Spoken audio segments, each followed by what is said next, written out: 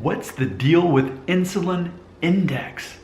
Hi, in case you're new to this channel, I'm Slick Nick, your personal keto bro, and no, I am not a doctor, a dietitian, a nutritionist, a personal trainer, none of those things, nothing of respect, just some random guy in Tennessee with over 10,000 subscribers who are witnessing this transformation slash science experiment on myself as I am hopefully inching my way closer to that 17% body fat goal and being able to fit into a size medium t-shirt without the bottom half sloping out like a dress. So that's what I'm doing. This is my research because people love to say in the comment sections of YouTube videos, you should do your research. Bruh, this is my research. You're watching it. You're being entertained by it and perhaps getting some insight from it. Let's talk about Insulin Index. I am not smart enough to come up with this. You know who is? Dr. Berg, one of my heroes here on YouTube, Dr. Berg, B-E-R-G, Berg. So Insulin Index, it's this concept, no, we've talked about this before. So like bread, for example, okay? And this is good bread, this is healthy bread. But for example, it has 13 grams of carbohydrates, only 1.5 grams of fat, 3 grams of protein.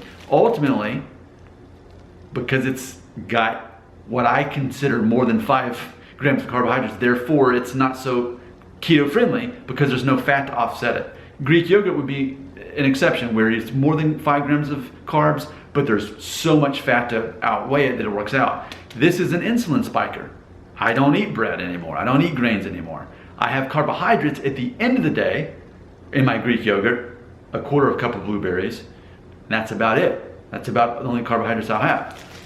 So the concept is this bread will spike your insulin pretty high, but there are foods that won't spike it, largely because they have 0 carbohydrates.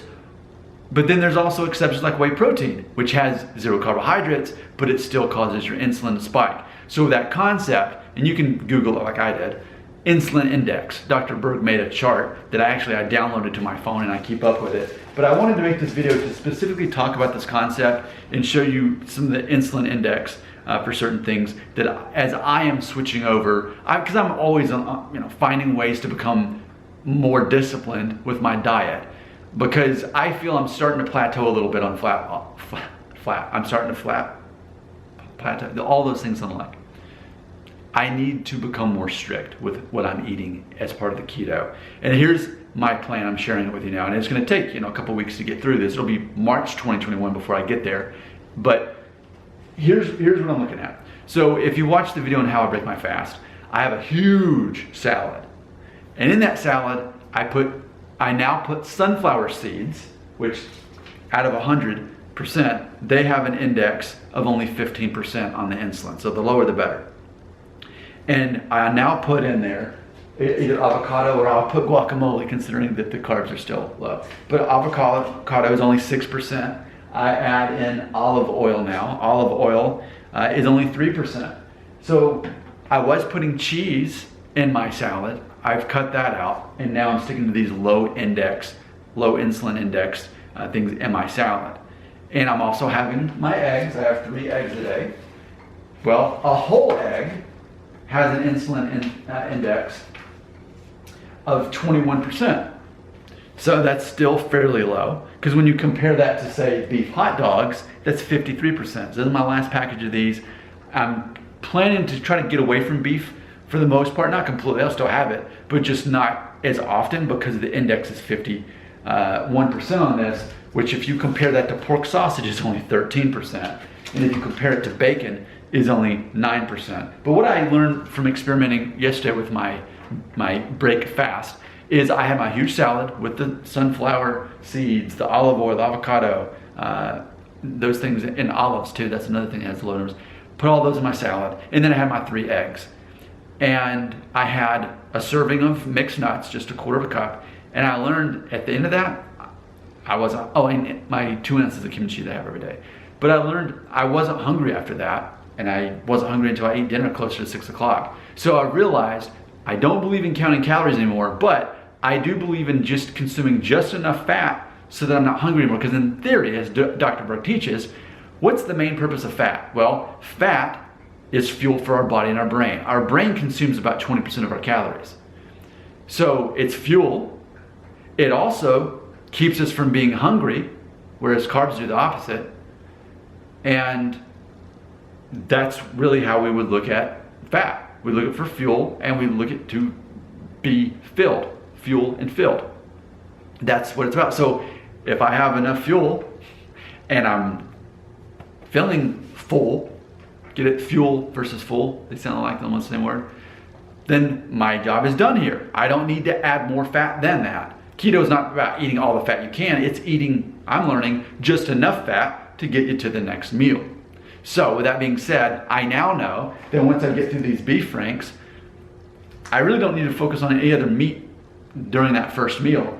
And I'll even say this, with the bacon and the pork sausage I have, I'll be switching over to that, with having some of that with my eggs as I will be as I finish these off. But once I go through that, I will be eating even less food. That's hard to say. Because I don't need to eat as much food. So it's not counting calories, it's just that I'm realizing I can function on even less fat. Yes, I'm consuming protein, obviously, but it's not the main focus.